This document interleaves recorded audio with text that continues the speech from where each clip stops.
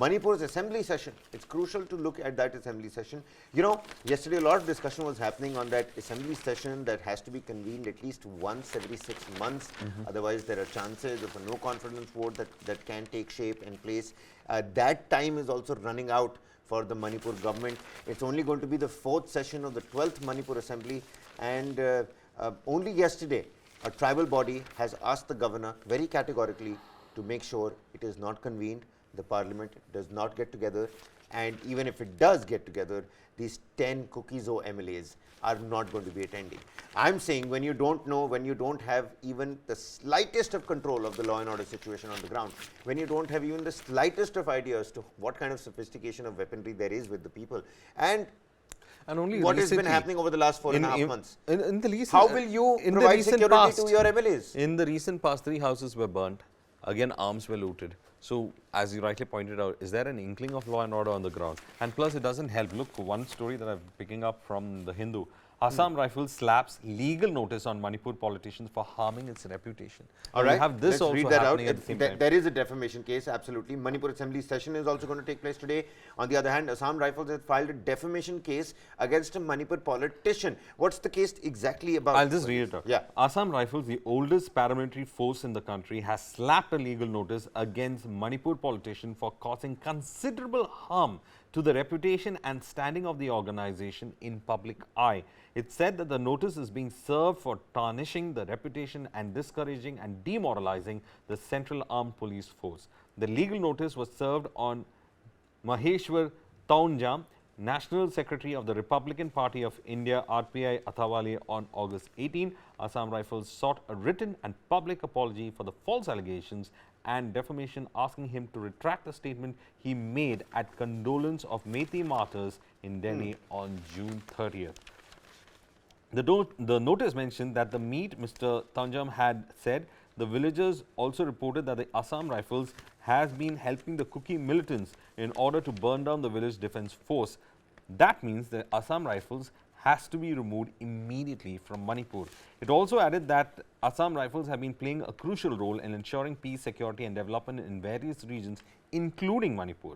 It is also pertinent to mention that although the state of Manipur is not a notified area under AFSPA, the competent magistrate had specially issued requisitions dated May 3rd and May 5th for the armed forces to be deployed there for aiding and maintenance of law and order.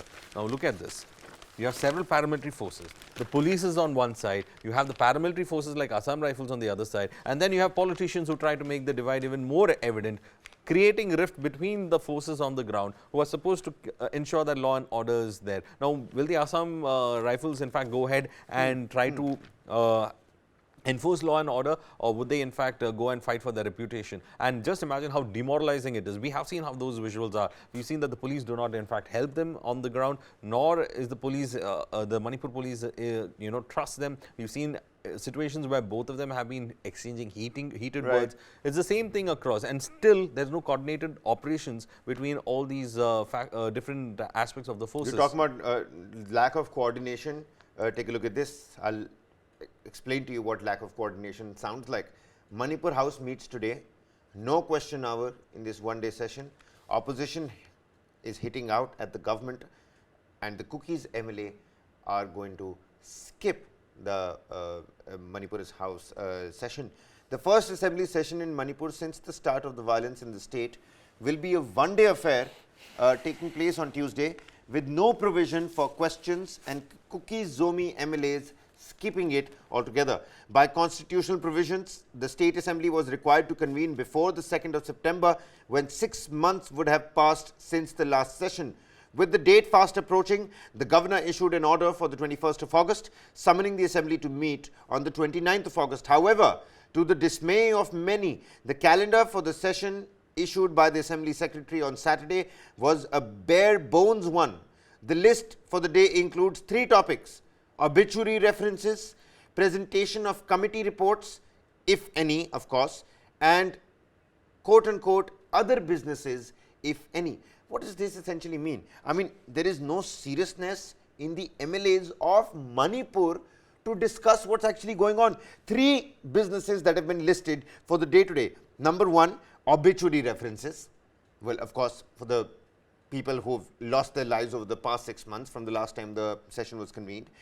Presentation of committee reports, if there are any, and I'm guessing there aren't going to be any, because who has the time to build up a committee report when you've got that kind of violence that's taking shape? And of course, other businesses. Now, if under other businesses, people do talk about it, because Varghese, dialogue is something that we've already been talking about, right? Dialogue is what is needed on the ground. And you know, this was an opportunity that they had. This was an opportunity that they had, probably an opportunity to discuss and talk about at the assembly session. But opposition MLAs have already hit out at the government. Why they're hitting out at the government is because they're saying we have already stated that we want a session of at least 5 days to discuss the very serious turmoil in the state. One of the most important parts of an assembly session is questions and answers. How can there be no question hour? So why on earth are we having a session in the first place would be the answer that we would need to seek in the this thing. Because after a long time you are able to in fact gain some kind of traction when it came to the assembly session, and now you have an assembly session which is also going to be a non-starter. So where do you start the dialogue process? If it's not in the session, if that is also going to be a non-starter, where are you going to start the dialogue? The session will also take place in the absence of the 10 Kuki-Zomi members of the House, who make up 1/6 of the 60-member assembly. So you're talking about 1/6 fraction. That's a huge fraction. Talk about representation in a 140 crore people strong nation. So the session is going to take place in the absence of the 10 Kuki-Zomi members. There's going to be no question hour. It's only a one-day affair. There are 3 businesses that have been slated. Obituary. Nothing to do with the dialogue. Nothing reports, on. Nothing to do about dialogue. Absolutely. It also says since the time summons were issued for the session, all Kuki-Zomi MLAs have stated that it won't be possible for them to attend the assembly, and they have been pressurized by various tribal bodies as well, who want to make sure that these MLAs do not complete the House. So that is something that is also there, because they are also under pressure. But the fact remains is that no matter what, this was a particular, the session would have been the perfect place to start off some kind of dialogue, because the violence has dragged on for almost 4 months now, and it's not an option. But now with this also becoming a non-starter, I think the centre has got a huge challenge on their hands, because all avenues are being closed one after the other. Groups representing the Kuki-Zomi community have condemned the convening of the sessions, what I was talking about. There is a Tribal Leaders Forum, TLF, and the Committee on Tribal Unity, the CTU, issued a joint statement saying forcing the assembly session in spite of knowing well that the representatives of a sizable population of the state will not be able to attend is not only immoral but also exposes the ulterior motive of the dominant community.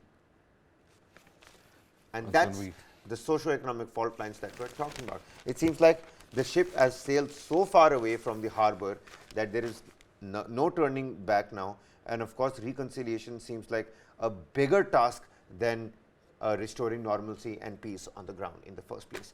What's going to happen today in the Manipur Assembly, apart from of course all the ruckus and sloganeering and shouting, and let's hope no untoward incident happens inside the Manipur Assembly. That's going to be our focus. Of course, you can tune in to News9 Live for all the latest, ladies and gentlemen, on Manipur. Several factors at play over here again as well today. The assembly session is going to take place. A lot of angst over there. On the other hand, the Assam Rifles has now slapped a legal notice against a Manipur politician for his derogatory remarks over the shine and luster of, the regiment.